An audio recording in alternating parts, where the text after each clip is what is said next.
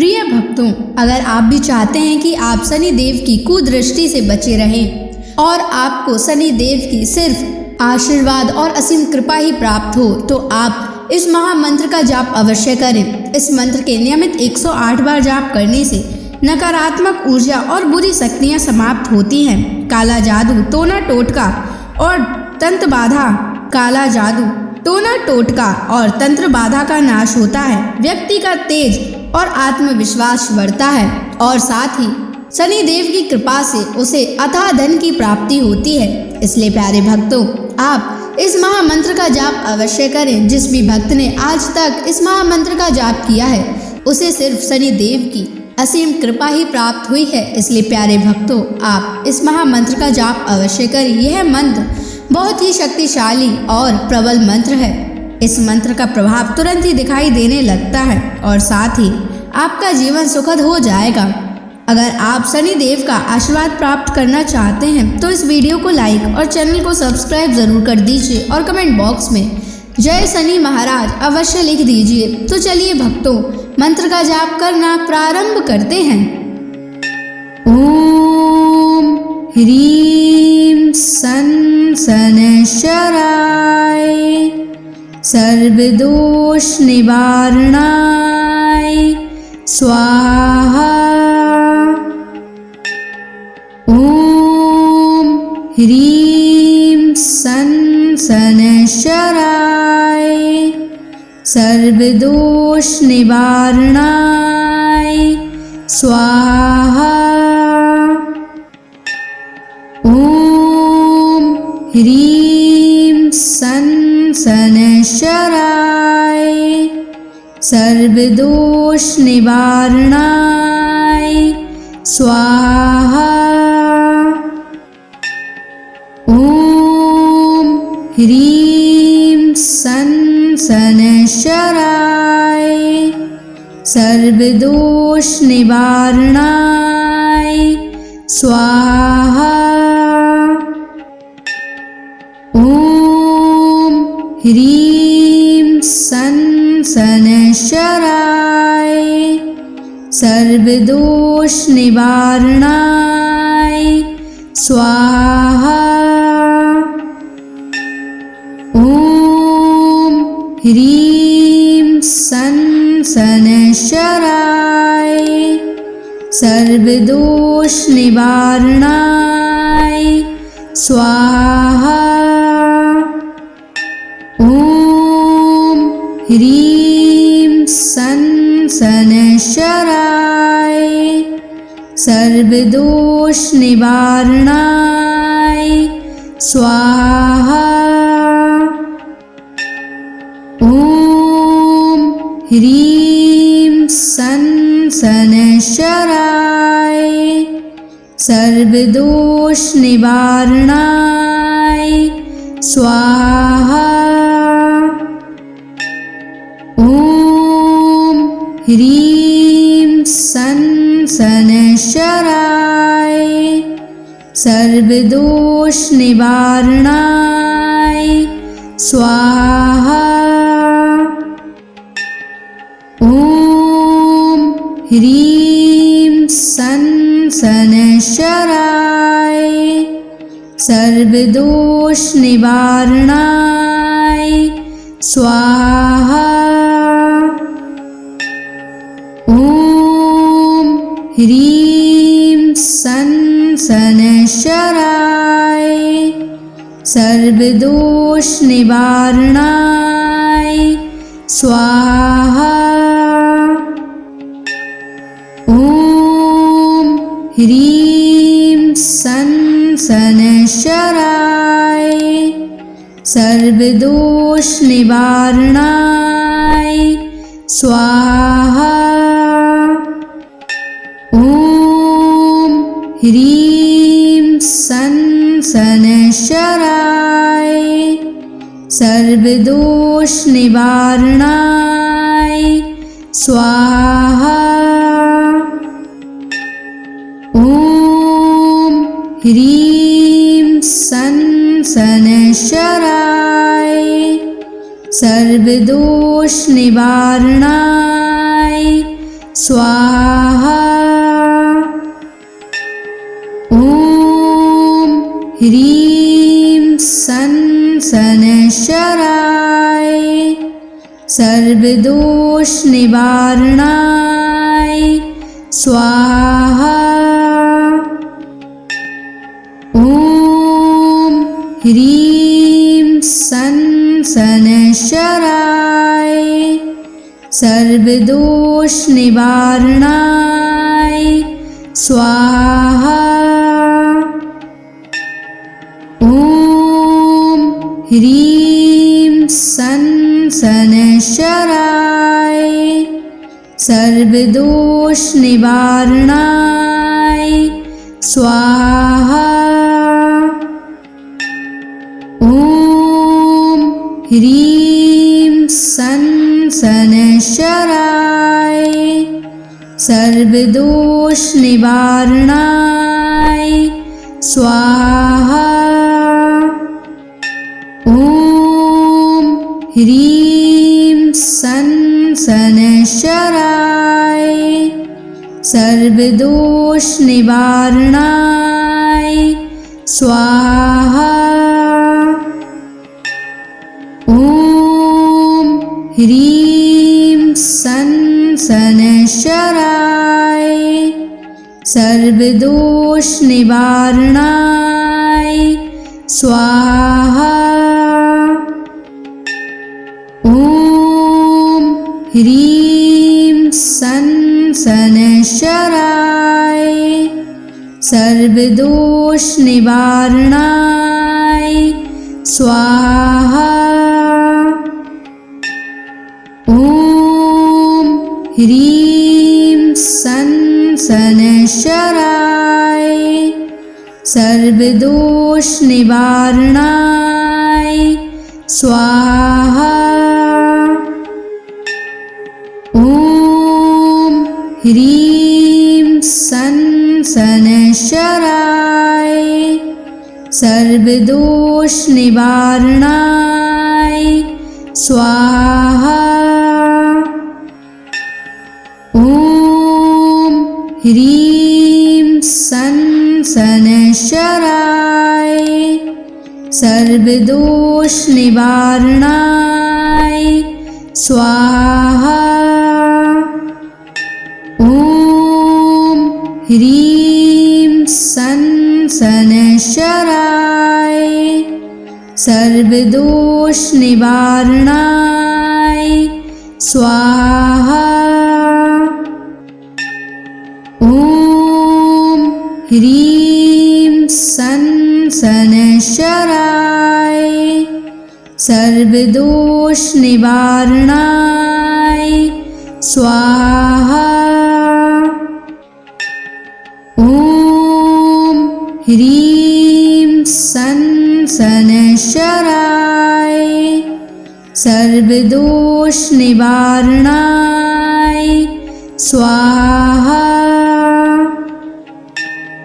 ॐ ह्रीं सन् शनैश्चराय सर्वदोषनिवारणाय स्वाहा।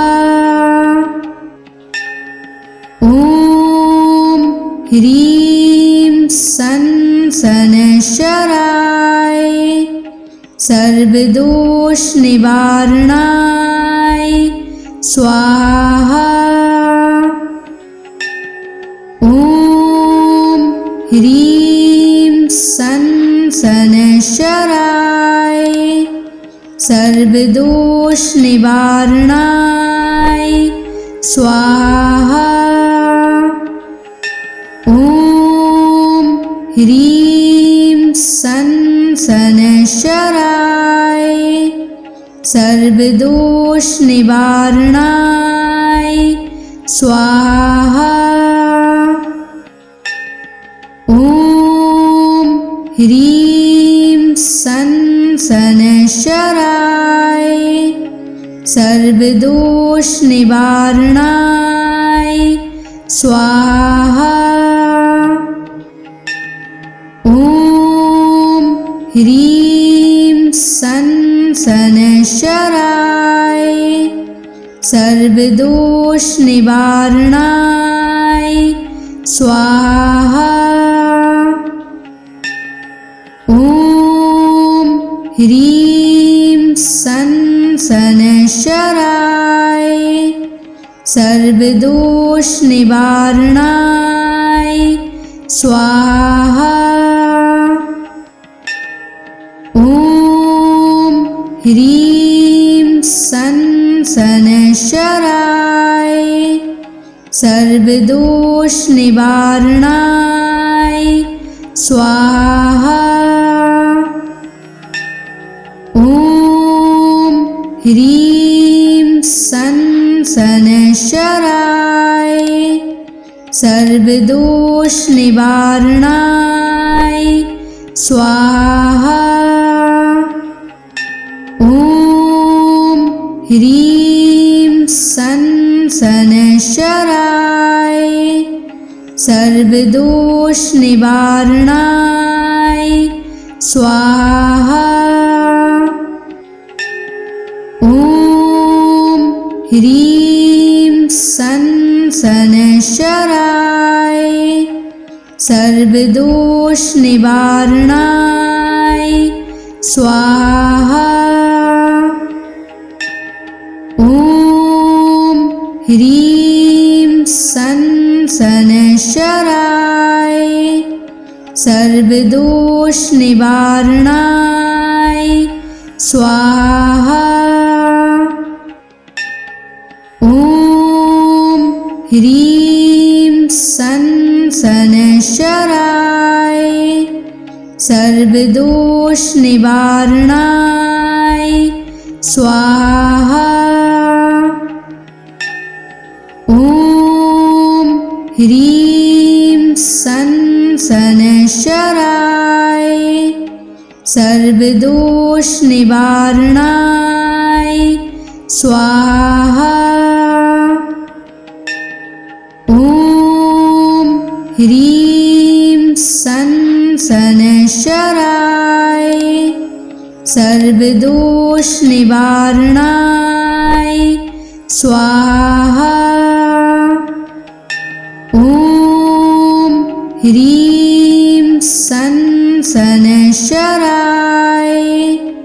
सर्वदोष निवारणाय स्वाहा। ॐ ह्रीं सनशराय सर्वदोष निवारणाय स्वाहा। ॐ ह्रीं सनशराय सर्वदोष निवारणाय स्वाहा। ॐ ह्रीं सनशराय सर्वदोष निवारणाय स्वाहा। ॐ ह्रीं सनशराय सर्वदोष निवारणाय स्वाहा। ॐ ह्रीं सनशराय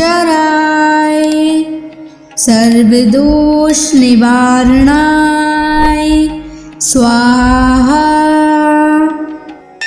ॐ ह्रीं सनशराय सर्वदोष निवारणाय स्वाहा। ॐ ह्रीं सनशराय सर्वदोष निवारणाय स्वाहा। ॐ ह्रीं सनशराय सर्वदोष निवारणाय स्वाहा।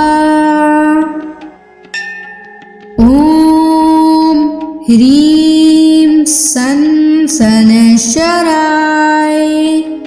सर्वदोष निवारणाय स्वाहा।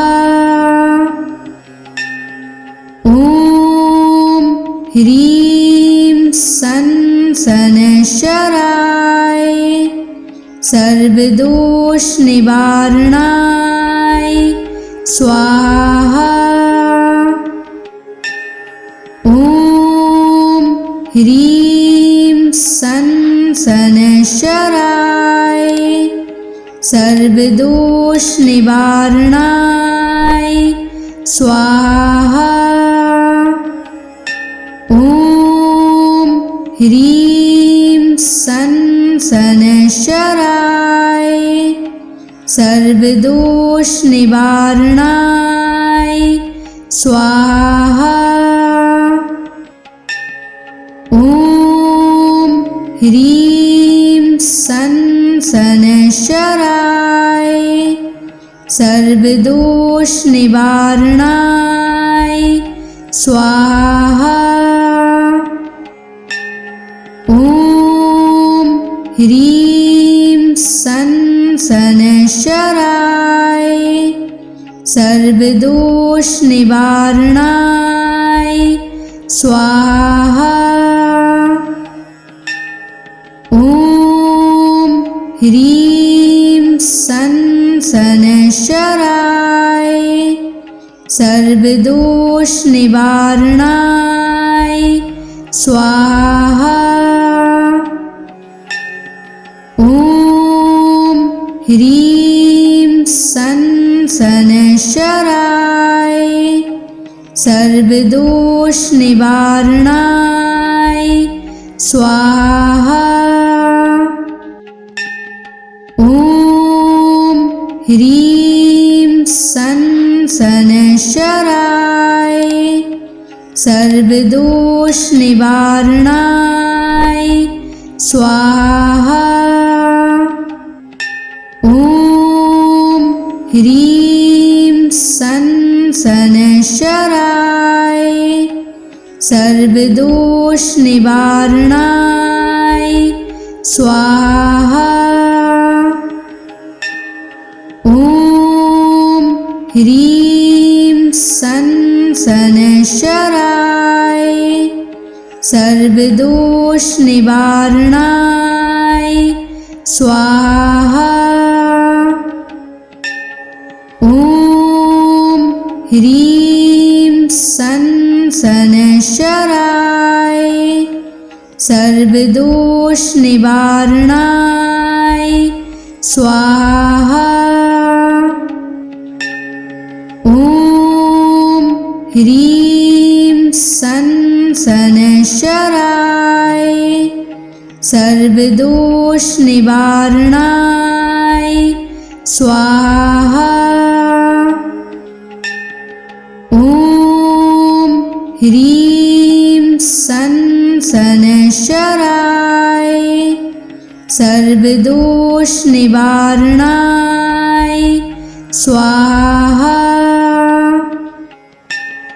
ॐ ह्रीं सन शनैश्चराय सर्वदोष निवारणाय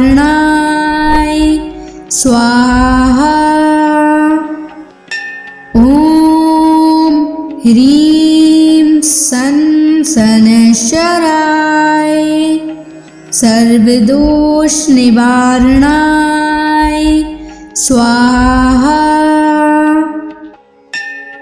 ॐ ह्रीं सन शनैश्चराय सर्वदोष निवारणाय स्वाहा। ॐ ह्रीं सन शनैश्चराय सर्वदोष निवारणाय स्वाहा। ॐ ह्रीं सन शनैश्चराय सर्वदोष निवारणाय स्वाहा। ॐ ह्रीं सन् शनैश्चराय सर्वदोषनिवारणाय स्वाहा।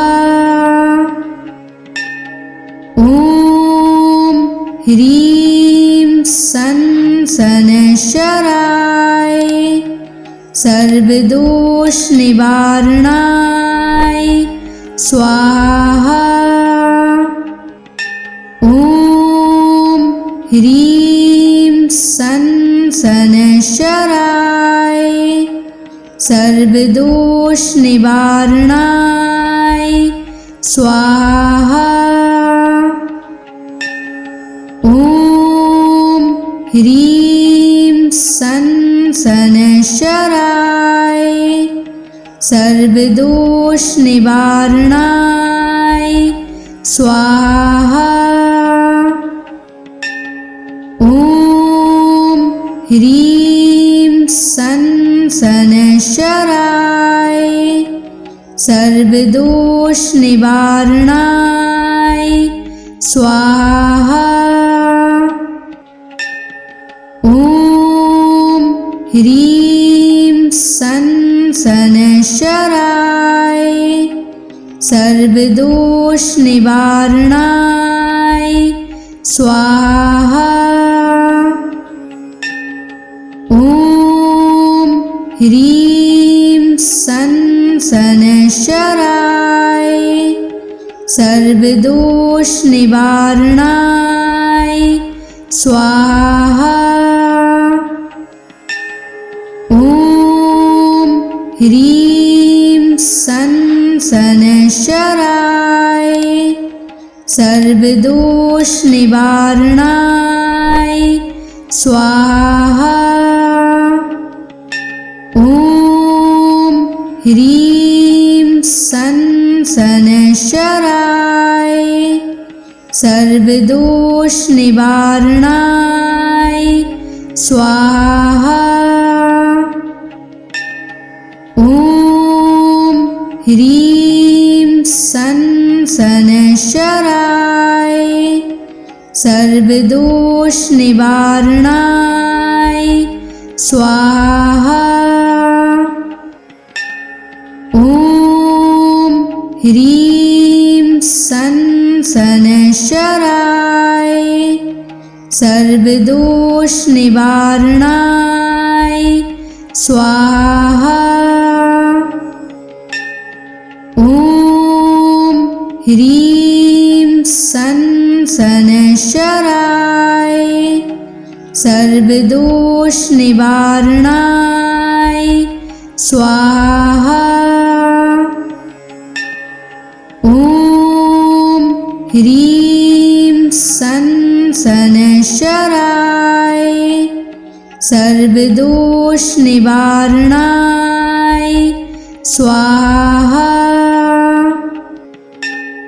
ॐ ह्रीं सन् शनैश्चराय सर्वदोषनिवारणाय स्वाहा। ॐ ह्रीं सन् शनैश्चराय सर्वदोषनिवारणाय स्वाहा। ॐ ह्रीं सन् शनैश्चराय सर्वदोषनिवारणाय स्वाहा। ॐ ह्रीं सन् शनैश्चराय सर्वदोषनिवारणाय स्वाहा। ॐ ह्रीं सन् शनैश्चराय सर्वदोषनिवारणाय स्वाहा। ॐ ह्रीं सन् शनैश्चराय सर्वदोष निवारणाय स्वाहा। ॐ ह्रीं सं शनैश्चराय सर्वदोष निवारणाय स्वाहा। ॐ ह्रीं सं शनैश्चराय सर्वदोष निवारणाय स्वाहा। ॐ ह्रीं सं शनैश्चराय सर्वदोष निवारणाय स्वाहा।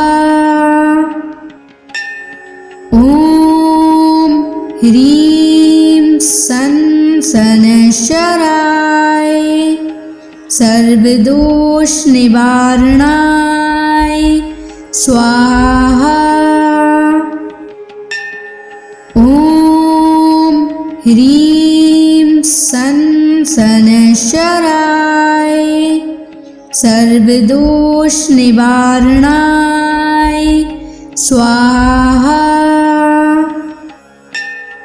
ॐ ह्रीं सं शनैश्चराय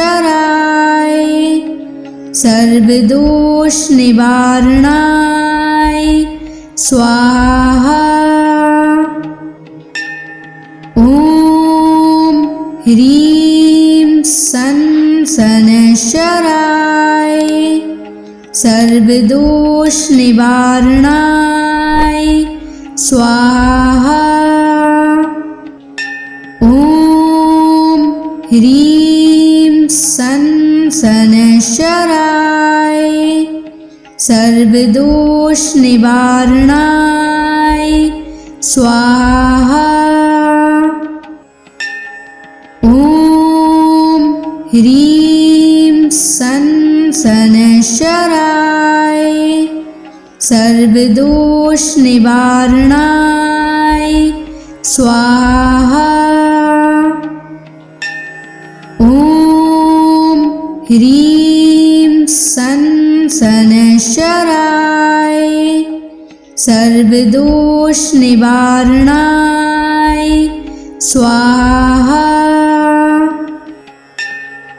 ॐ ह्रीं सं शनैश्चराय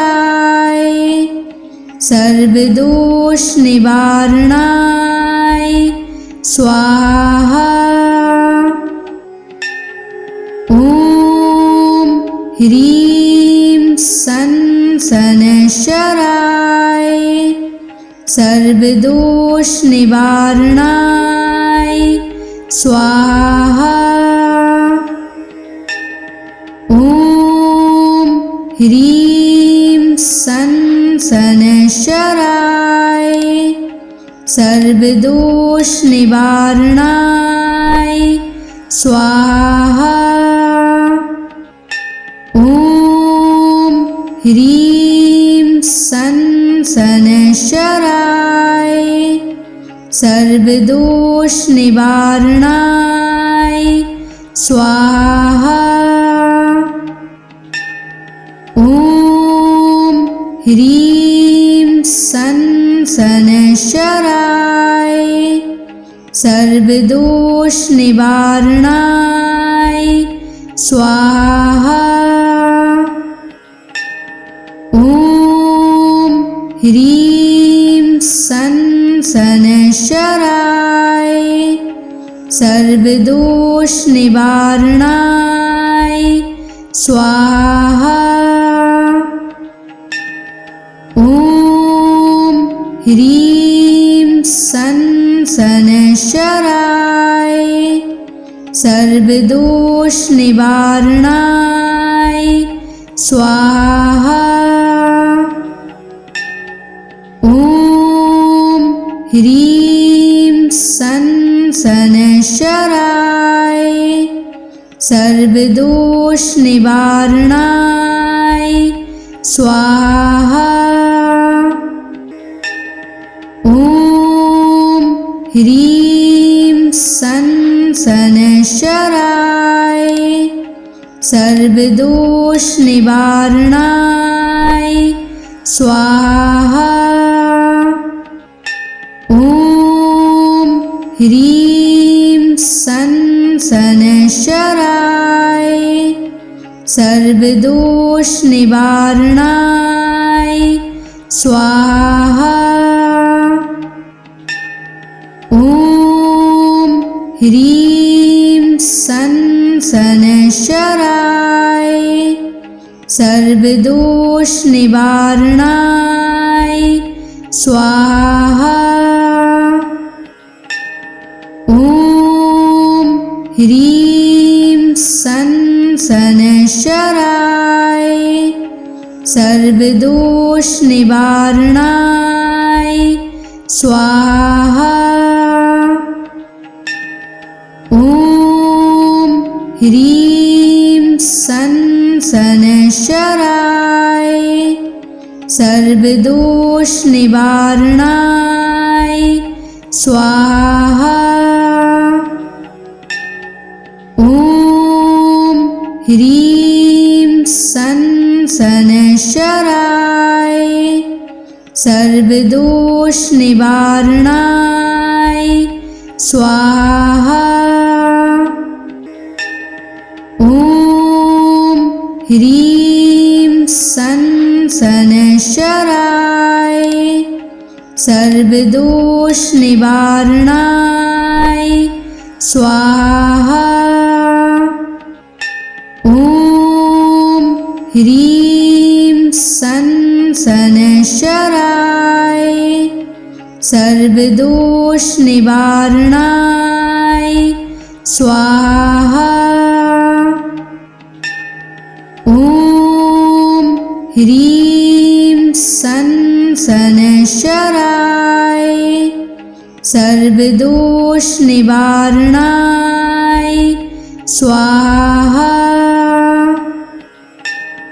ॐ ह्रीं सन शनैश्चराय सर्वदोष निवारणाय स्वाहा। ॐ ह्रीं सन शनैश्चराय सर्वदोष निवारणाय स्वाहा। ॐ ह्रीं सन शनैश्चराय सर्वदोष निवारणाय स्वाहा। ॐ ह्रीं सन शनैश्चराय सर्वदोष निवारणाय स्वाहा। ॐ ह्रीं सन शनैश्चराय सर्वदोष निवारणाय स्वाहा।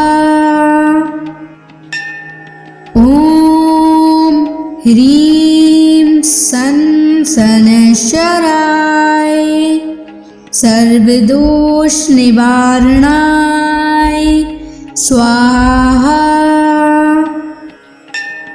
ॐ ह्रीं सन शनैश्चराय सर्वदोष निवारणाय स्वाहा। ॐ ह्रीं सन शनैश्चराय सर्वदोष निवारणाय स्वाहा। ॐ ह्रीं सन शनैश्चराय सर्वदोष निवारणाय स्वाहा।